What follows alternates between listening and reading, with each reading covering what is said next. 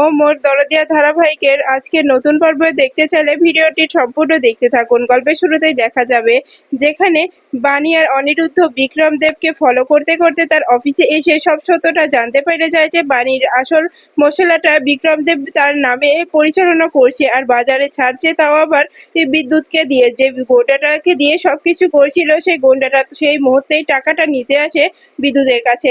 তখনই বিক্রম দেব বলে, বিদ্যুৎ তাড়াতাড়ি টাকাটা পরিশোধ করে দাও, না হলে কিন্তু খুব খারাপ হয়ে যাবে বলে দিচ্ছি। এখনো টাকাটা পরিশোধ হয়নি, আমার লোক এভাবে কাজ করে না। তখনই সেই গাড়িওয়ালা লোকটি বলে, আচ্ছা বস, তাহলে আমি আসি, আবার কোনো কাজের প্রয়োজন হলে আমাকে বলবেন, আমি ঠিক সময় মতো চলে আসবো। তখনই দেখা যায় যে তখনই বিক্রম দেব বলে, হ্যাঁ চিন্তা কোনো কারণে আমার কাজের প্রয়োজন হলে আমি ঠিক আসতে বলবো। এরপরেই দেখা যায় তখনই তখনই গোন্ডাটা চলে যায়। এদিকে গোন্ডাটাকে ফলো করে বানি আর অনিরুদ্ধ গাড়ি ফলো করতে করতে আসে। বানি বলে যে, মিস্টার চ্যাটার্জি, আমাদের যে করে হোক লোকটাকে ধরতে হবে, লোকটাকে ফলো করতে হবে, লোকটাকে যেন পালিয়ে না যেতে পারে। তখনই অনিরুদ্ধ বলে, হ্যাঁ বানি, কথা ঠিক বলেছো, আমাদেরকে যে করে হোক ধরতে হবে, কারণ ও কিছুতেই পালিয়ে যেতে পারে না। তখনই বানি বলে, ঠিক বলেছেন। তখনই অনিরুদ্ধ বলে, সময় মতো আমরা এসেছিলাম, তাই তো আজকে সব সত্যটা জানতে পারলাম যে যে আমাদের মশলাটাই মিস্টার বিক্রম দেব তার নিজের নামে বাজারে ছাড়ছে, আর তার বাজারে তার নামটা সুনাম করছে, আর আমাদের আমাদের মশলাটাকে ভেজাল বানিয়ে বাজারে ছাড়ছে, যাতে আমাদের সুনামটা খারাপ হয়ে যায় আর বাজার থেকে আমাদের মশলাটা উঠিয়ে দেওয়া হয়। তখনই বানি বলে, একদম ঠিক বলেছেন, এজন্যই তো আমাদেরকে আজকে এই পদক্ষেপটা নিতে হচ্ছে। এদিকে দেখা যায় যে মৌলি বলি বলি বলে যে, ড্যাড তুমি আমাকে অবিশ্বাস করছো? তখনই মীনাক্ষী বলে, মৌলি আমি তোমাকে অবিশ্বাস করছি না, যেটা সত্য শুধু সেটুকুই বলছি। মৌলি, এখনো সময় আছে, নিজেকে শুধরে নাও। আমি জানি তুমি বিজনেসটাকে কখনোই দাঁড় করাতে পারবে না, তুমি প্রথম দিনই আজকে যে বড় একটা দুর্ঘটনা ঘটে গেল, তুমি আমাদের অফিসের জন্য শুভ নয়। তখন ঈশানী বলে, পিনাকি, মেয়েটাকে এভাবে করে কথা শোনাতে পারছো? তুমি এভাবে কথা শোনাতে পারো না মেয়েটাকে। মেয়েটা মেয়েটা মেয়েটাকে ভুল বুঝো না পিনাকি। তখনই পিনাকি বলে, ঈশানী আমি ভুল বুঝছি না, যেটা বুঝছি সেটা একদম ঠিক বুঝছি ঈশানী। ঈশানী আমি কখনোই কোনো ভুল বুঝতে পারি না। তখনই দেখা যায় মৌলি বলে, ড্যাড তুমি চিন্তা করো না, আগামী দুদিনের মধ্যে আমি আবার লাভের দিকটা নিয়ে আসবো কোম্পানিতে, আর লস হবে না ড্যাড। তখনই মৌলির মনে পড়ে যায় বিক্রম দেব কথা দিয়েছিল যে তাকে তাকে সাহায্য করবে কোম্পানির লাভের দিকে আনার জন্য, সবার কাছে ভালো করার জন্য। তখনই মৌলি বলে, ড্যাড তুমি একদম চিন্তা করো না, আমি তোমাকে কথা দিচ্ছি, দেখে নিও, আমি ঠিক প্রমাণ করে দেব যে আমি এই বাড়ির যোগ্য মেয়ে, আমি তোমাদের যোগ্য সন্তান, আর কোম্পানির সিইও হয়ে আমি কোনো ভুল করিনি, আমাকে একবার সুযোগ দাও। তখনই ঈশানী বলে, হ্যাঁ মেয়েটাকে একবার সুযোগ দিয়ে দেখো না পিনাক্ষী, মেয়েটা এত করে বলছে, তাহলে সুযোগ দিলে কি এমন ক্ষতি হবে তোমার, বলো, মেয়েটাকে সুযোগ দেবে তুমি? তখনই পিনাক্ষী বলে, হ্যাঁ যেহেতু তুমি বলছো ঈশানী এই বাড়ির লাস্ট, আমি আমি জানি যে মৌলি পারবে না, কিচ্ছু করতে পারবে না কোম্পানির জন্য, তবুও শুধু তোমার কথা রাখার জন্য আমি মৌলিকে এরকম একটা দায়িত্ব দিয়েছি। তখনই মৌলি বলে, চিন্তা করো না ড্যাড, আমি ঠিক সময় মতো সবকিছু ঠিক করে দেব। তুমি তুমি তুমি চিন্তা করো না, একদম চিন্তা করো না, আমি তোমার জন্য শুভ হয়ে যাব, আমি কোম্পানির লাভ নিয়ে আসবো, আমি ট্রফি নিয়ে আসবো, তুমি একদম চিন্তা করো না ড্যাড। তখনই মীনাক্ষী বলে, মৌলি যাও এখান থেকে, আমার আর কথা বলতে ভালো লাগছে না। তখনই মৌলি মনে মনে বলে, মীনাক্ষী রায় যতই চেষ্টা করো আমাকে চিউ থেকে আর ছড়াতে পারবে না। তোমরা কত বড় ভুল করেছো, আর ঈশানী রায় যে কত বড় ভুল করেছে সেটা ঈশানী রায়ও বুঝতে পারছে না।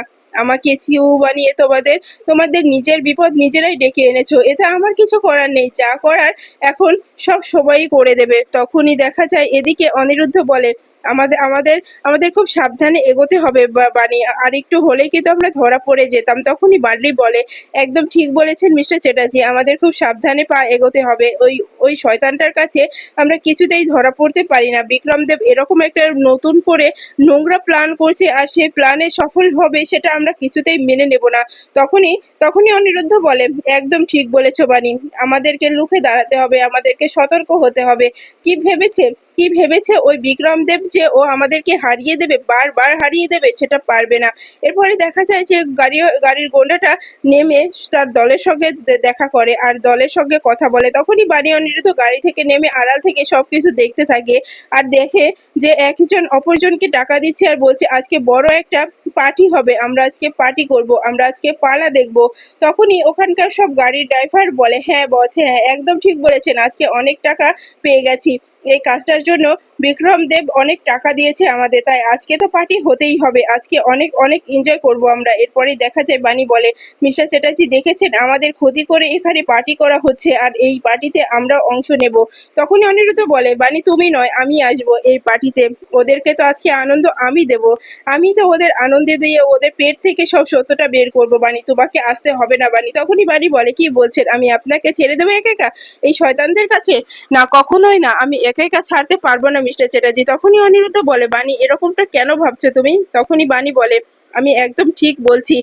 তখনই অনিরুদ্ধ বলে, আচ্ছা ঠিক আছে। এরপরে বানি অনিরুদ্ধ বাড়িতে এসে সাথীকে সমস্ত ঘটনা খুলে বললে সেখানে নয়নতারাও থাকে আর বলে, আমরাও তোমাদের সঙ্গে আছি। তখনই নয়ন বলে যে, বানি বানি তুই চিন্তা করিস না বানি, আমি তোর সঙ্গে আছি, তোর ঠাম্মি তোর সঙ্গে আছে, যে তোর তোর কোনো অন্যায় আমি তোর সঙ্গে হতে দিতে পারবো না, তোর সঙ্গে কোনো অন্যায় হবে না বানি, আমি তোকে কথা দিচ্ছি সবকিছু ঠিক হয়ে যাবে বানি। তখনই বানি বলে, সত্যি সত্যি আমাদেরকে রুখে দাঁড়াতে হবে, মৌলি যে এরকম একটা কাজ করবে বিক্রম দেবের সঙ্গে হাত মিলিয়ে, সেটা আমি আগে থেকে আন্দাজ করতে পেরেছিলাম, এই জন্য আমি ওকে সিইও পদে কখনোই বসাতে চাইনি।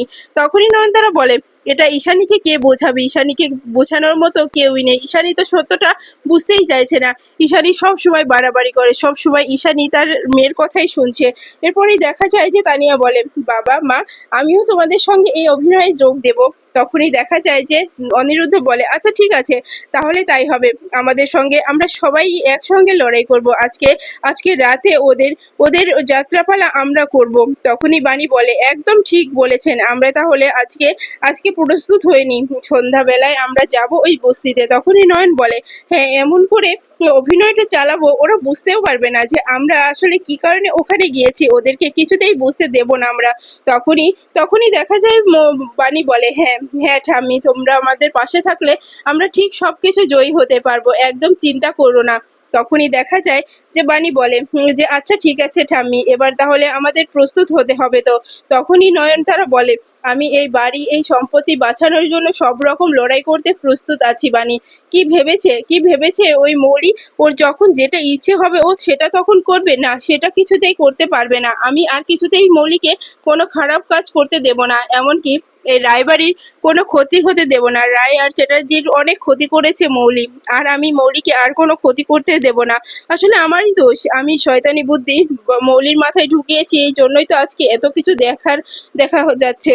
আমি কিছুতেই এসব সহ্য করতে পারবো না, আমি নিজের নাতনি ভেবে ঈশানীর মেয়েটাকে এভাবে একটা অমানুষ তৈরি করে ফেলেছি। পরে দেখা যায় যে বানি বলে, ঠাক ঠাম্মি এসব কথায় এখন আর বলার কোনো প্রয়োজন নেই, এবার আমাদের তো ওই বস্তিতে যেতে হবে যেখানে যেখানে ওরা পার্টি করছে। তখনই তখনই দেখা যায় যে নয়নতারা বলে, হ্যাঁ এবার আমরা যাব। এরপরে দেখা যায় সবাই ছদ্মবেশে চলে আসে বস্তিতে। এরপরে একজন আরেকজনের কাছে বলে যে আমাদের খুব সাবধানে পা এগোতে হবে, কিন্তু খুব সাবধানে।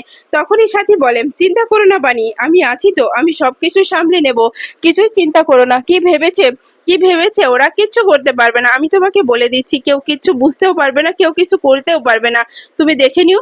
তখনই দেখা যায় বানি বলে, হ্যাঁ হ্যাঁ আমরা একে অপরের সঙ্গে থেকে লড়াইটা চালিয়ে যাব, কাউকে কিছু কোনো ক্ষতি হতে দেব না, আর ওদের পেট থেকে সব সত্যটা বের করব। এরপরে বানি আর অনিরুদ্ধ এমন ভাবে চরিত্রটা সাজিয়েছে আর গল্পটা সাজিয়েছে যে যে তখন ওই গোন্ডাগুলোর মুখ থেকে সব সত্যটা গড়গড় করে বলে দিচ্ছে যে আমরা তো ঠিক এরকমই কাজ করেছি, তাহলে আমাদের সঙ্গেও এরকমই হবে, আমরা শুধরে যাব, ভালো হয়ে যাব। তখনই দেখা যায় যে অনিরুদ্ধ বলে, হ্যাঁ হ্যাঁ ভালো তো হতে হবেই, এরপরে আর কখনো কোনো অন্যায়ের সঙ্গে জড়িয়ে যাবে না তোমরা। তখনই দেখা যায় গন্ডাগুলো বলে, আমাদের ভুল হয়ে গেছে, মস্ত বড় ভুল হয়ে গেছে, আসলে ওই ওই ওই সারটার কথা শোনাটাই আমাদের ভুল হয়েছে, আমাদের ক্ষমা করে দেবেন। তখনই বান্টি বলে, আসলে সবাই ভুল করার পরে এরকমটাই বলে, কিন্তু এরকম ভুল যেন আর কখনো না হয়, আসলে মৌলি ম্যাডামের কথা শুনে যেই চলবে সেই বিপদে পড়বে। তখনই দেখা যায় নয়নতারা বলে, মৌলিকে আর কিছুতেই জিততে দেওয়া যাবে না, মৌলি জিতে বারবার আমাদেরকে হারিয়ে দেবে সেটা কিছুতেই হবে না, মৌলিকে এবার হারতেই হবে। কি ভেবেছে মৌলি, এভাবে মৌলি বারবার জিতে যাবে? না, সেটা হবে না, মৌলির শয়তানি মাথার থেকে এই নয়নতারা রায়ের মাথায় শয়তানি আরো বেশি, তাই নয়নতারা রায়ের সঙ্গে মৌলি কখনোই পেরে উঠবে না। মৌলিকে এবার শেষ করতেই হবে, মৌলিকে উচিত শিক্ষা দিতে হবে। তখনই সাথী বলে, মাসিমা একদম ঠিক বলেছেন, মৌলি যে পথে হাঁটছে এ পথে হাঁটাটা মৌলির একটু জন্য ভালো না, মৌলিকে শুধরাতে হবে, মৌলিকে ভালো পথে আনতে হবে। তখনই দেখা যায় যে তখনই তখনই সবাই বলে আচ্ছা ঠিক আছে এবার তাহলে আমরা শুধরে যাব। তখনই সমস্ত কথা রেকর্ড করে নেয় বাণী আর বলে এটাই তো আমাদের ঠিক প্রমাণ হয়ে যাবে। অনিরুদ্ধ বাবু আমি ঠিকই সবকিছু জোগাড় করে নিয়েছি। তখনই অনিরুদ্ধ বলে বাণী একদম ঠিক কাজ করেছো তুমি, এটাই তো করার ছিল, তুমি যেটা করেছো সেটা একদম ঠিক হয়েছে, খুব ভালো হয়েছে। তখনই তানিয়া বলে বাবা আমার অভিনয়টা কেমন হয়েছে? তখনই অনিরুদ্ধ বলে প্রিন্সেস তুমি অনেক ভালো অভিনয় করেছো, ফাটিয়ে দিয়েছো তো।